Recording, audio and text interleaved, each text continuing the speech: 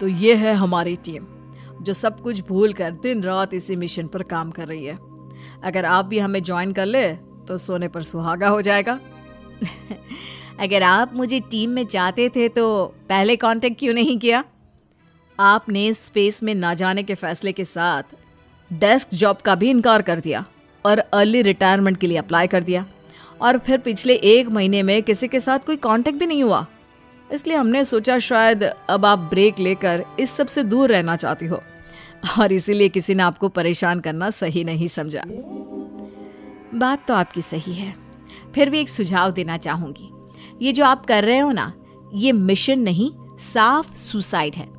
एक साथ इतने सारे लोगों को स्पेस में 6 महीने रहने के लिए भेजना आसान काम नहीं है, और ये बात मुझे आपको समझाने की जरूरत नहीं होनी चाहिए। हमें सारे कॉन्सिक्वेंसेस, स्पेस नेचर, मिशन की मुश्किल सब का पता है, और ऐसा करने वाले हम पहले नहीं हैं। इसलिए ये भी साबित है कि काम हो सकता है। आप सिर्फ एक एक्सपेरिमेंट के लिए इतने सारे लोगों की जान और मेहनत को दांव पर लगाना चाहते हो, जिसमें सक्सेस रेट भी मुश्किल से 1% है। बहुत देर तक इन्हीं सब बातों पर बहस चलने और काजल की सास उर्फ ऑर्गेनाइजेशन की सबसे एक्सपीरियंस्ड एस्ट्रोनॉट को बहुत देर समझाने के बाद भी जब वो राजी नहीं होती, तो ऑर्गेनाइजेशन के सीनियर्स को उन्हें घर वापस भेजना पड़ता है।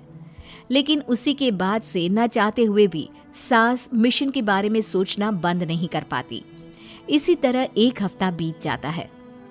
माँ, जब घर में बैठकर भी मिशन के बारे में ही सोचना है, तो इससे अच्छा है कि वहां जाकर इस सोच के जरिए उनकी मदद ही कर दो। उन्हें ऑफिस में नहीं, स्पेस में जाने के लिए मेरी जरूरत है। वो चाहते हैं कि मैं हेड एस्ट्रोनॉट बनकर बाकी सबके साथ स्पेस में जाऊं। वाओ, रिटायरमेंट से पहले आखिरी असाइनमेंट की तरह इससे अच्छा और क्या हो सकता है माँ? आपको हाँ बोल देना चाहिए। उस टीम में एक मेंबर काजल भी है। अगर हम दोनों ही चले जाएंगे तो तुम अकेले कैसे रहोगी? वहां से जिंदा वापस आने की कोई गारंटी नहीं बेटा। अब भी हमें भेजना चाहते हो क्या? जिस दिन से आपको पहली बार स्पेस में जाते देखा है, तभी से ये डर और पॉजिटिविटी दोनों साथ लेकर जीना सीख गया हूं। आप जाओ माँ, मुझे पूरा भरोसा है आप दोनों वापस भी आओगे और देश के साथ मेरा नाम भी रोशन करोगे।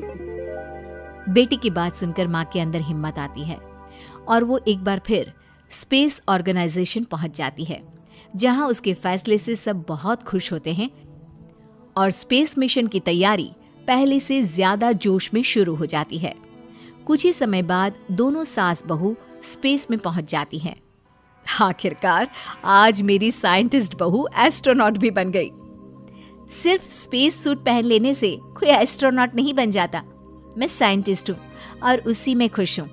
अगर मिशन की रिक्वायरमेंट नहीं होती तो शायद कभी यहाँ आती भी नहीं।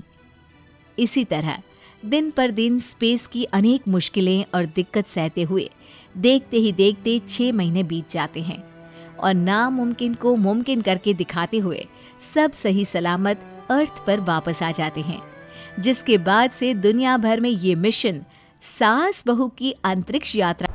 उम्मीद है कि आपको हमारी ये कहानी पसंद आई होगी। कृपया हमारे चैनल को सब्सक्राइब करें और सभी अपडेट्स के लिए बेल आइकन जरूर क्लिक करें। और हाँ, वीडियो लाइक और शेयर करना मत भूलिएगा। Bye bye.